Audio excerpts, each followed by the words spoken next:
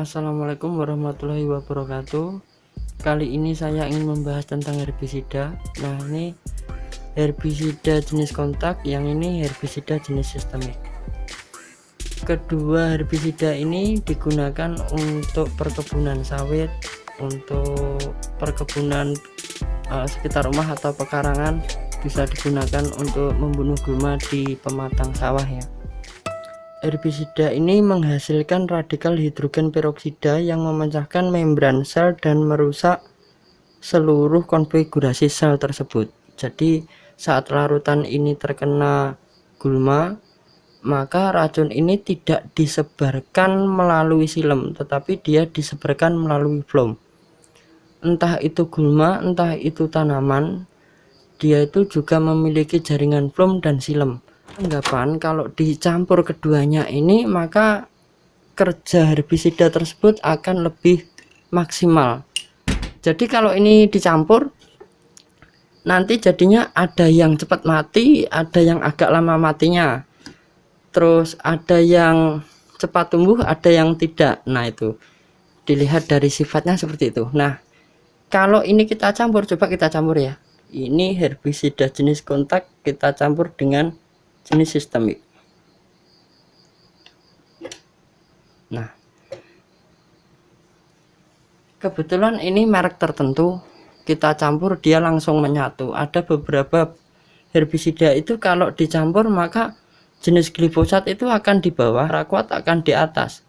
Kenapa? Karena beda massa jenis. Nah, ini tadi sudah saya ambil contoh, saya campur seperti ini, maka lama kelamaan yang jenis kontaknya dia akan naik. Kenapa? Karena berbeda massa jenis. Contohnya seperti ini.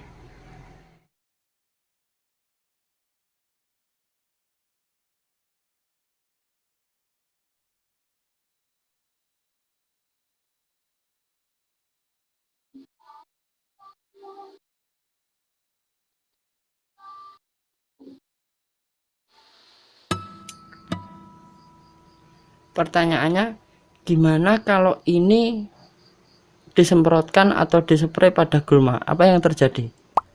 Ada yang mati dengan glifosat, ada yang mati dengan paraquat. Nah, tetapi kelemahannya,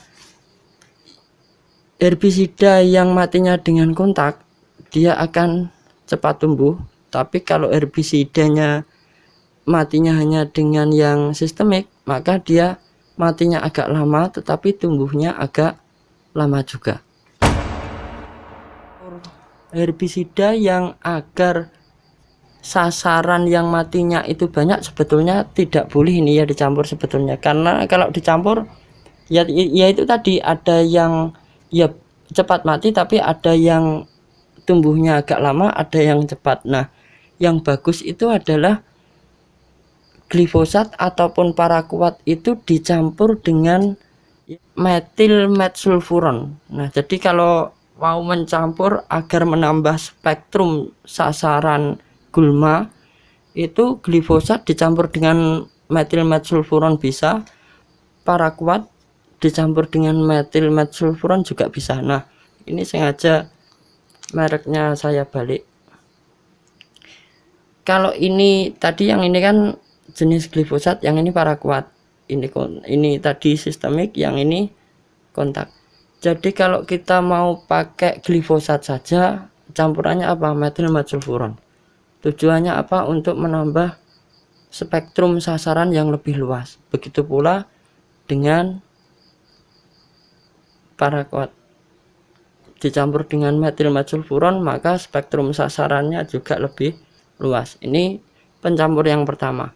Pencampur yang kedua itu adalah dicampur dengan urea. Nah, sekitar perbandingannya itu sekitar 3:5 atau 3:10. 3 herbisida, 5 atau 10-nya urea. Kenapa pakai urea? Nah, urea itu kalau dispray pada tanaman maka daunnya akan terbakar. Kenapa terbakar? Karena urea atau amonium itu dia bisa diserap tanaman jika bentuk amoniumnya itu diubah menjadi nitrat, atau prosesnya disebut proses nitrifikasi. jadi dia di spray tidak bisa. Nah, nitrogen itu sendiri ada 3 jenis, nitrogen atau nitrogen biasa atau amonium biasa, ada juga yang namanya amonium sulfat atau ZA, ada juga yang amonium nitrat. Nah, yang kita pakai jangan yang nitrat, yang kita pakai itu amoniumnya saja atau urea saja. Karena apa? Urea saja itu kalau di spray pada tanaman maka daunnya akan terbakar. Nah, jika dicampur dengan glifosat bagus, dengan paraquat juga bagus, tetapi perbandingan yang pernah saya coba itu adalah 3:5. Maksudnya misalkan ini paraquatnya 3 liter, ureanya 5 kilo dicampur, di spray dosis sekitar, kalau yang saya pakai sekitar 100 sampai 150. Nah, sekian dari saya, selamat mencoba. Jika ada kurang lebihnya mohon komentar di kolom komentar. Wabillahi taufiq walhidayah. Wassalamualaikum warahmatullahi wabarakatuh.